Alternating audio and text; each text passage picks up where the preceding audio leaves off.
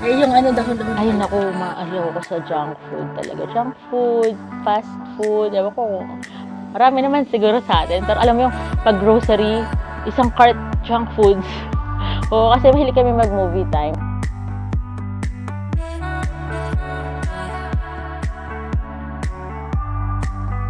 Pag barako dapat matapang, walang creamer. Siyempre wala. Payat-payat ko dati, Diyos ko Lord. Malakit, Diyos ko, ay ewan ko na lang talaga. Ribs, parang gitara, ganun. Tapos, hiyang-hiya akong mag-sand sa labas. Parang gusto ko balot na balot ako sa labas.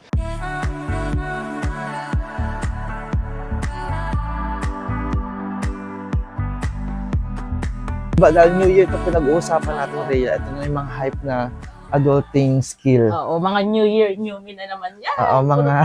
Status na gano'n. Wait lang, mga Comeback is real. comeback is real. So, yung health and fitness. Ayan. So, siguro ayun yung isa rin yung sa mahalaga.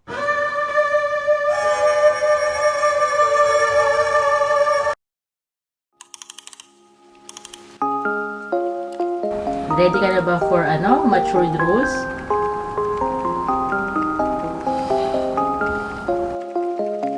Ready ka na ba for matured roles?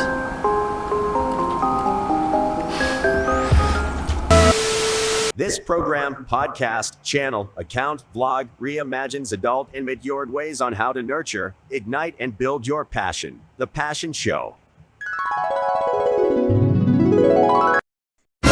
Soft drinks, junk food. Ay, hindi pala ako ba soft drinks, ma-juice, iced tea, ganyan. Ito ay ang buto na yan. Dati inis na inis ako dito. Kasi yung buto dito nakalabas. Hindi ko maalis kasi ang payat ko eh. May buto dyan.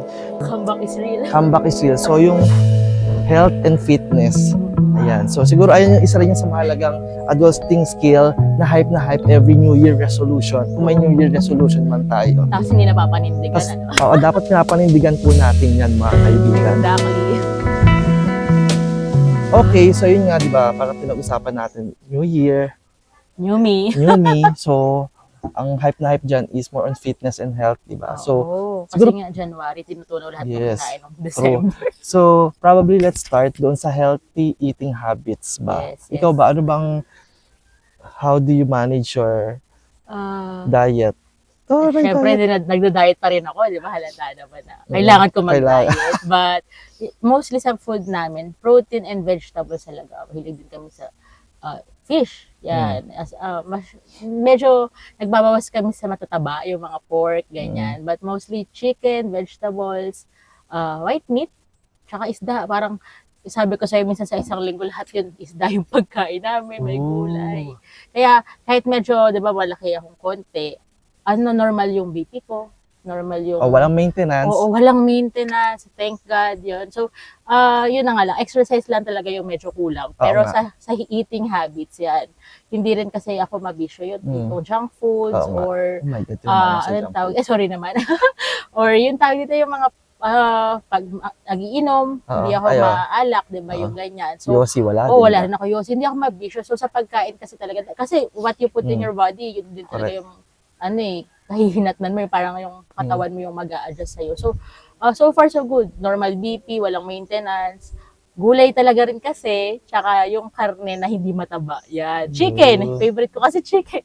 Ganyan talaga, chicken. Nasa ng friends ko, magkakapakpak na daw ako eh.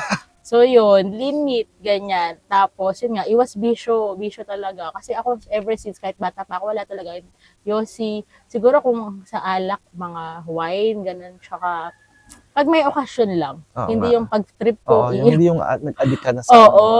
Siguro iba yung mga pang stress reliever nila. Pero yung hindi naman, dati, pampaanto ko yun, nagbi-BPO ako kasi di ba may insomnia ako. So, isang bote, nakakaantok. Pero ngayon, hindi talaga ako mahilig mag-inom eh. Yun. Buti na lang din, hindi ako mahilig. Okay. So yun, Ikaw? ako naman, syempre, as a healthy person.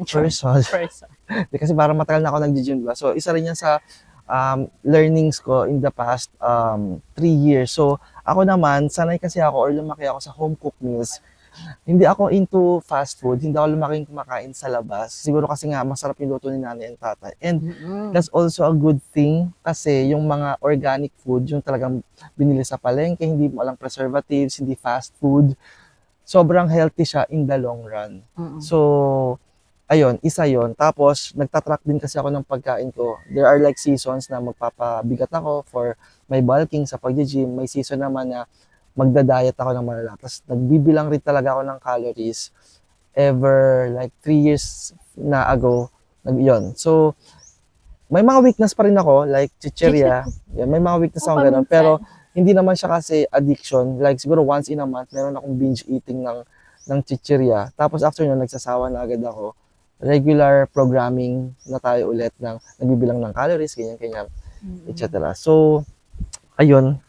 Kami nga, box-box kami mag-chichirya dati. Kala mo may sari-sari store kami. Pero last year, parang huwag na tayo bumili ng chichirya. Ang laking bagay talaga. Bukod sa nakatipid ka na, hindi ka na rin, kasi di ba, movie, chichirya. Ngayon, wala, movie. Yun nga, so, pati yung chichirya, yes, hindi ako pro chichirya, pero it's, minsan talaga. minsan lang, kasi yung chichirya, ang gaan-gaan niyang kainin, pero ang taas ng calories niya. So, that's usually the cause ng gaining weight. So, yun. So, next natin is, exercise. Siyempre, hindi lang yan, do sinasabi nila, natatawa na si Rhea.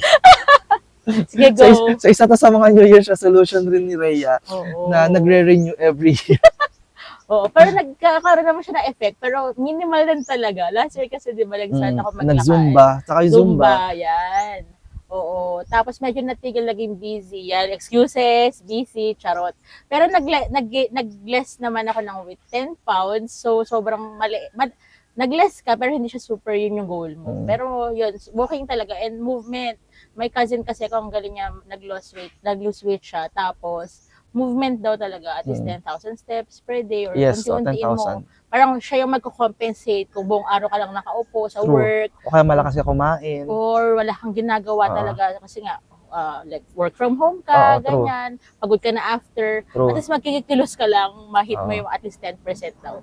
Nako-compensate niya kahit papano. Basta may movement. Mahalaga daw talaga movement.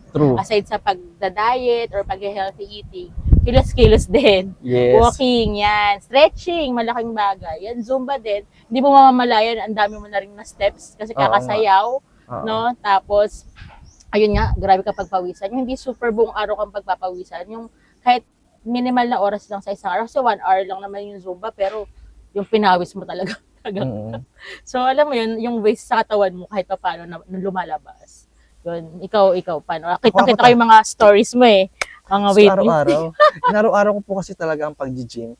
Ako kasi yun nga, mahalaga sa akin nga kasi ang work ko nga is IT, tas work from home pa, tulad ng sinabi mo. So, kala ko gumalaw-galaw. Pero ako kasi parang na-enjoy ko rin siya. So, I keep on progressing. So, parang ever since na nag-workout, hindi naman pala ever since, siguro mga 3 years na akong nag-workout ng parang up to 5 times a week. So, Monday to Friday. Akala yung dalawa.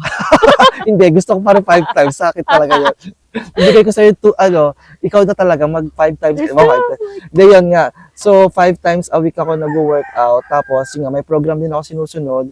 More on kasi siya, yung progressive overload. So, dati akala ko, parang papogi lang, may mga abs, malalaki katawan. Pero grabe yung discipline na nilalagay doon.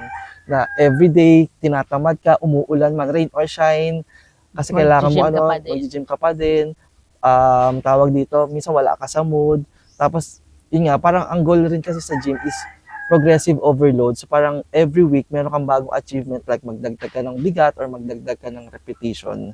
So, ayun. And nakakatulong rin siya in a way sa mental health, which I think, yung isa pang natin. Kasi parang, ang tawag sa chemicals ng happy, endorphins. Endorphins, ayun. So actually, ko rin siya, parang stress reliever ko rin siya. Or pag may pinagdadaanan ako, or ang dami ko iniisip, ayun yung parang reset moment ko. Minsan nga may sakit pa ako na feeling ko pampagaling ko mag-workout ako. Para feeling ko lalagnatin ako or something. Uunahan mo na. Ipapawis ko na lang siya. Tapos, nag-good mood ako. So parang nakakalimutan ko may sakit ako. And then, yun. Sabi nila, di ba, progression, not perfection. Yes, progression, not perfection. So, as long as you are better than your previous self or yung sa gym kasi tawag yung PR or personal record. That's really good. So yun nga, sabi ko nga, di ba meron siyang effect sa mental health. Yun. So, syempre besides sa food and sabi ko nga mental, di ba? So part rin yan ng adulting. Ikaw, paano mo ba hinahandle ang mental mo? Kasi hindi naman natin minsan makokontrol. May times na nabe-burnout tayo. Minsan di natin alam, parang ayoko na, talatamad na ako, ayoko na kumilos, mag-Netflix na lang ako. Ay, lakas na nga. Magbababad na lang ako na sa K-drama, sa Wait lang, series. pause tayo. Okay. Kuha ako ng windbreaker ng sige. So as you were saying, As I was saying, yun, minsan nababurnout ka out of nowhere, na parang stressed ka, talatamad ka na munang kumilos-kilos. totoo, lalo na after ng New Year and holiday. Oo, parang gusto mo na lang, yun na lang ulit yung gagawin mo forever. Pero syempre, may burnout. So, kailangan mo ng breather. Ako usually pag ganyan, hindi naman sa once a year. Parang, pag alam ko na hala pa, na ako, pa-spiral down, pa-burnout na ako. Mag-iaya ako, tara, labas tayo sa mga friends, or kahit staycation lang, isang lakas maka-reset din. Maka-recharge, Kasi syempre, aside from your family, kami, movie time naman madalas, pero aside from your family, may support group ka din na be with the people who loves you and the people you love, mga friends mo, best friends. And then, yun, bonding time, kwentuhan, nood movie, overnight lang, parang pajama party. Yun yung ginagawa talaga namin na magka-catch up lang, quick catch up. Kasi sila rin naman, meron din silang burnout moment. So, kailangan din ng breather. As a community kayo, di ba? Community. Help Totoo. magtulungan lang din. No? Yes, parang yung energy, yun nga, di ba, parang yung energy mo, naghahatakan lang kayo pataas. Yung energy, kunyari, bumaba yung energy mo, yung mga friends mo, ang taas naman ng energy, sila yung mag-encourage sa'yo na hindi, sige, okay lang yan, tuloy mo. Then, travel yan, sobrang hili ko yung kaya nga Real Aquachera, di ba?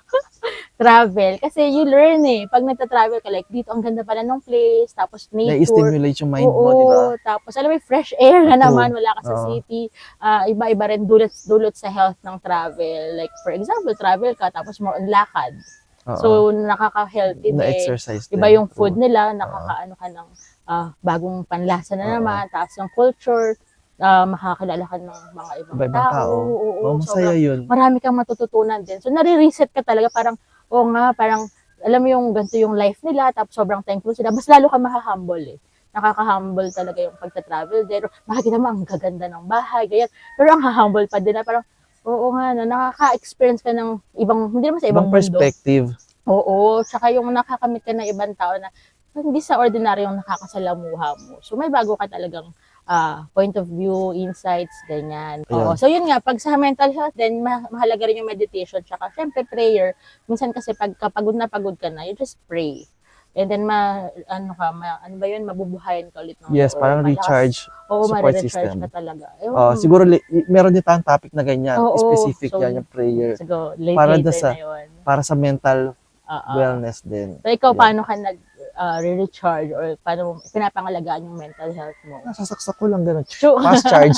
Sana ganun lang, no? Sana Madali, ganun lang, no? no? Fast charge. O sige, 100% na ako. Minsan kasi nakaka-drain. Oo, nakaka-drain. Well, siguro ako may mga, sabihin ko naman, introvert kasi ako talaga. So, nade-drain talaga ako. Kahit hindi halata. Pero nade-drain talaga ako kapag ang tagal ko na-expose sa social activities. So, parang ang tendency sa akin ng burnout.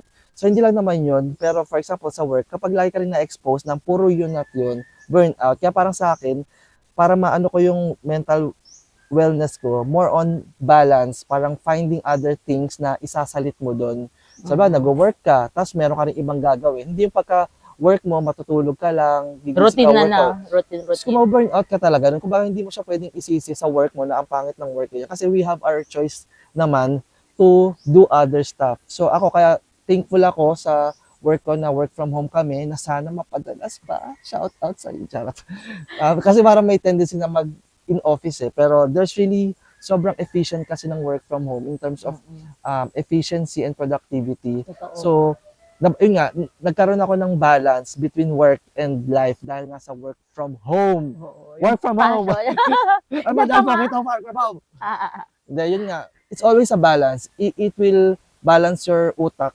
Diba? Kung baga kailangan may panablak ang activities. Ako, ang mga panablak kong activities siya. Travel, yun nga yung travel, workout, meeting friends, then mga family, kain, yan. Kain talaga, Yun. So, ang sa akin dun sa take ko dun sa mental, how to take care of your mental wellness as an adult is to have balance. And syempre, hindi ko rin ipagkakaila yung sa prayer and meditation.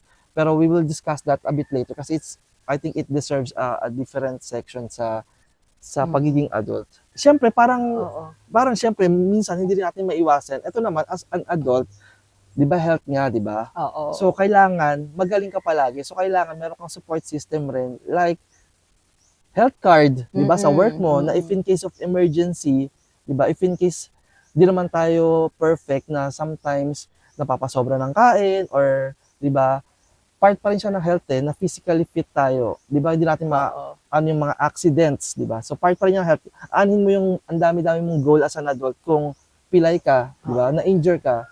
Meron kaming laging sinasabi dyan. Mm. Kasi we need to take care of our health. But sometimes yung iba naman dire-diretso sa, di ba yung pina-prioritize nila? So, priorities din. Kasi di ba nga sinasabi na, before ka dumaan kay St. Peter's, dadaan ko muna ng St. Luke's. So, di ba bago may mangyari, usually, hospital muna. Oo. So, you need to also know your healthcare options. Yes. Dapat alam mo din. Healthcare Kasi options. like ako before, magsasabi sana ako ng work ko dati. Sa work ko, nakakita ko mga seniors, hindi sila makaalis kasi nga daw yung healthcare nila may maintenance na hindi sila makakalipat ng ibang office or ng ibang work. So ako, bata pa lang ako noon, mga 26, ganyan. So hindi ako tatanda dito sa work, no. Kung anong nag-work pa ako, pinaghahandaan ko na talaga siya. Na kahit umalis ako sa work, I have my healthcare, I have my insurance. Kasi na-prepare ko na siya na habang kumikita pa ako. And I still have my healthcare dun sa company. So, alam mo yun na anytime, pwede pa ako umalis dito kasi hindi ako aasa sa healthcare na provided ng company. So, yun. Kasi, magiging part din siya talaga ng life natin. Hindi lang siya sa about financial wellness. Pero kasi kailangan siya, need din talaga siya. Like, di ba, the pandemic. So, ganyan. Dapat meron ka din kahit pa paano. At dapat alam mo yung options, hindi yung na-offeran ka lang, yun na. Yung magre-research ka din. So ikaw, di ba meron ka din naman, aside from your sa company? Yun actually, una lahat, gusto ko lang i-bring din yung mindset sa mga adult na huwag tayong workaholic. Yun nga, di ba? So meron tayong, usually, kapag maghahanap tayo ng work, maganda merong health benefit. Kasi syempre, may tendency na magpuyat tayo, ganyan. And may mga kilala ako, actually, yung isa kong pamangkin, talaga sinabi. So, masyadong workaholic. Lagi ko sinasabi na kapag may masamang pakiramdam, is magpa-check up. Kasi aanin mo yung mga metrics mo or yung high points mo sa work kung masama na yung pakiramdam mo. Kung ito yung, kakapanood ko lang nakaraan ng isang TikTok feed about health is wealth. Sobrang niche nung part na yun, o sobrang corny, pero that's it talaga. Parang sabi nila doon, aanhin mo yung mga magaganda mong kotse, yung mga followers mo, yung mga likers mo, aanhin mo tong sobrang gandang buhay mo kung may sakit ka, bedridden ka, or, di ba? So, dapat, anything na may risk ka, ako, usually kapag halba, feeling ko magkakasakit ako, magsasabi na talaga ako na papahinga ko muna, kaysa mag-domino effect siya, ang hirap ng balikan. And sinanay ko rin, natutuwa ako, kasi sobrang thankful ako kay God na meron ako nanay na hindi nagtatago ng may nararamdaman. Pag sinasabi niyang, ay, magpapa-check up na ako. Sabi ko, G na tayo dyan. Pa-check up na kasi ang hirap ibalik yung time na sana pala pina-check up na natin siya. So, yun. So, know our healthcare option or at least prioritize natin yung magpa-check up din. Kasi we never know, di ba? Kahit sabi natin ang healthy natin, ipa-prioritize pa rin natin yung regular din. Regular check-up. So, ano nga eh. naalala ko yun, sinabi mo, Rhea, hindi na kailangan i-balance. Oo. Na siya. Sabi kasi may niche na work-life balance, pero sinasabi ko rin work-life balance. Kasi kapag sinasabi mo nga na kailangan mo i-balance, may something na mas mabigat, may something na mas gusto mo, parang ganon. So, dapat balance siya. But, hindi kasi siya, parang the term itself, pag may imbalance, hindi ka masaya dun eh. Yes. So, dapat, like si Marvin, balance yung kanya eh. Kasi nga, yung work niya, gusto naman niya yun. And then, nakasabayan ng passion. Gusto naman niya yun for 14 years. For 14 years, syempre. Hindi gusto na umabot ng 14 years, diba? Correct. So, meaning to say, balance talaga siya. So, yun yung life niya. Ang hirap kasi na, like, for example, toxic, pipilitin mo pa rin balansin. Hindi na nga balansin. So, yun yung sinasabi na, you don't need work and life balance kasi dapat, life mo itself, balance yan. So, you would choose yung path na dapat balance na yung work na gusto mo, yung hobby mo, nagagawa mo pa rin. Like me, before, syempre toxic na ako sa work. Oo. Pipilitin ko pa bang balansehin, itabingi na nga. Parang hindi na nga patay. So, hanap ka nung makakapag, ano sa'yo, makakapag-motivate pa sa'yo True. mag-work. Hindi naman sa sinasabi mong wala kang, Magpaka-choosy ka. oo, magpaka-choosy ka, maraming walang work, or hindi na kasi healthy Yes. sa mental health, True. sa physical health. Lagi na ako nagkakasakit nun. So, ba't ko pa ipipilit? Mamaya ma-ER na ako ng ma-ER lagi. True. So, there's something wrong na hindi naman siguro sa work, Oo but nga. sa akin na. True. So, may mali na sa akin na hindi ko na nagagawa, hindi na ako nagpa-function. So, bago pa anong tawag doon, malagay sa Mag-suffer. alanganin or Oo. mag-suffer yung work, and at the same time, ako din. So, pag toxic, for me, hindi yung work mismo ha, for me, ayoko na, alis na talaga ako kasi nararamdaman mo na mental health mo, hindi na okay, yung physical health mo, lagi ka nagkakasakit, financially, halimbawa, financial din, affected, syempre, nagkakasakit ka, bibili ka mga gamot. So, there's something wrong. So, dapat lagi yung gagawin mo in life, lagi siyang balance of everything na sa spiritual life, financial life, Yes. nag-a-align sila. Mm-mm. Yung alignment naman talaga yun. Para laging balance talaga. Hindi mo kailangan lagi may tatansyahin, laging dapat, kunyari, burnout ka sa work, ay, tatravel naman ako. Parang nagiging siso. Yes. Dapat slide lang Kita ko yung siso, tuloy-tuloy lang. siso. Oo.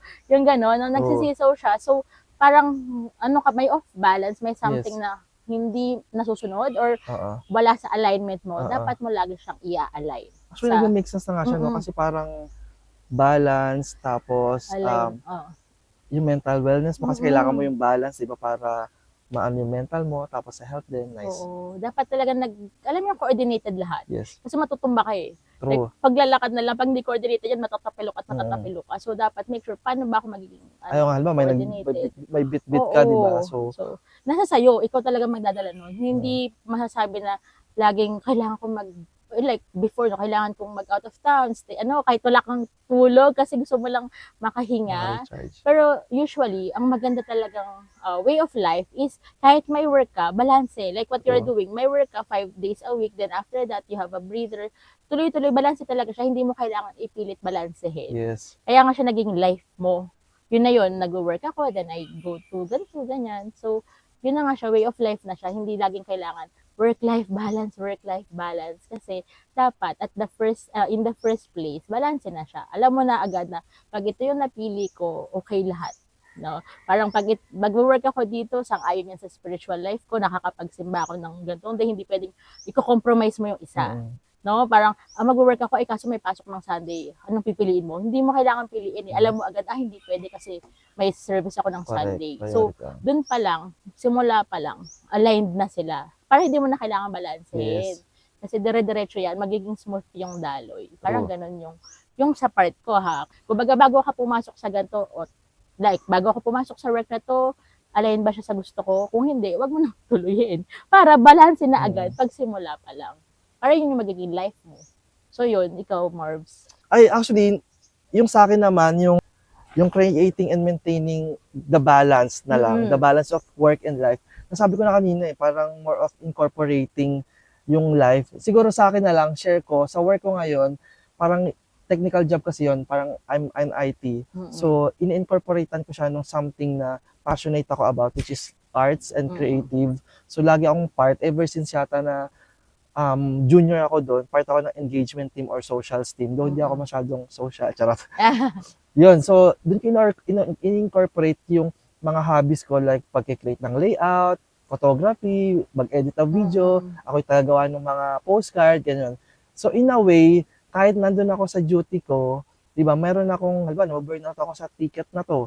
Eto muna, gawin ko muna yung postcard, tapos gumagana yung utak ko. So, it's a balance doon sa existing ko, kasi kailangan ko yung work di ba? So, ganun siya. So, know your passion, kasi ayun yung lagi mong magiging outlet para i-sustain ka. Totoo. Tama naman din. So, yun. Ano pa ba? Ano yung next? Kasi yung pagkain natin. Kasi nagugutom na kami. Saan tayo? So, I think ayun lang, Buddha. So, ngayon, siguro kumain muna tayo at mag-chismisan. Kasi gutom na rin kami. Gutom na rin. O, sige, tara. Kakain muna kami. Kain na tayo, guys. Tanghalian na. Brunch.